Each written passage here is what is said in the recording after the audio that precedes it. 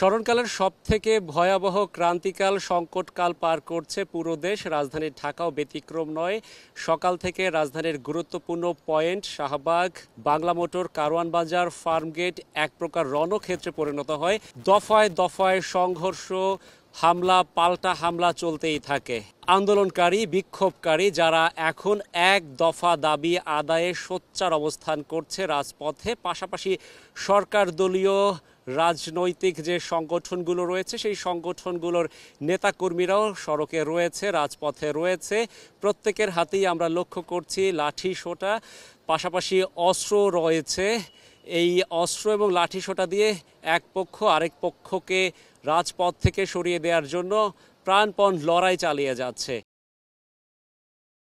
আন্দোলনকারীরা প্রথমে রাজধানীর শাহবাগ মোড়ে অবস্থান নেন, সেখান থেকে ইন্টারকন্টিনেন্টাল মোড় হয়ে পরিবাগ, এরপর বাংলা মোটর মোড়, এরপর কারওয়ান বাজার হয়ে ফার্মগেট পর্যন্ত চলে আসেন। আওয়ামী লীগ ও তাদের অঙ্গ সংগঠনের নেতাকর্মীরা রাজপথে ছিলেন, তারাও কিন্তু তাদেরকে অর্থাৎ আন্দোলনকারীদেরকে ধাওয়া দেয় এবং পুরো রণক্ষেত্রে পরিণত হয় রাজধানীর গুরুত্বপূর্ণ পয়েন্ট, রাজধানীর বাংলা মোটর, ফার্মগেট, কারওয়ান বাজার এই এলাকা। এবং শুধু প্রধান সড়কই নয়, অলিগলিতেও সংঘর্ষ ছড়িয়ে পড়ে।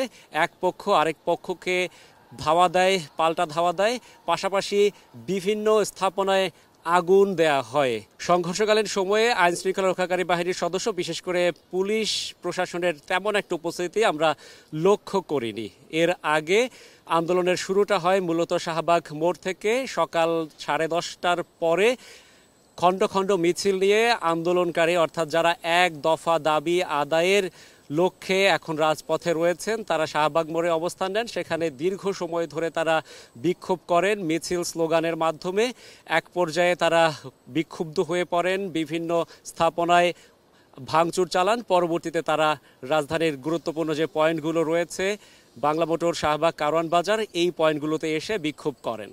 টানা কয়েকদিন বেশ কয়েকটি দাবি নিয়ে আন্দোলন চললেও এখন আন্দোলনকারীদের দাবি একটি, এবং সেটি হচ্ছে বর্তমান সরকারের পতন, এবং এই দাবি পূরণ না হওয়া পর্যন্ত তারা রাজপথে থাকবেন এমনটাই জানিয়েছেন।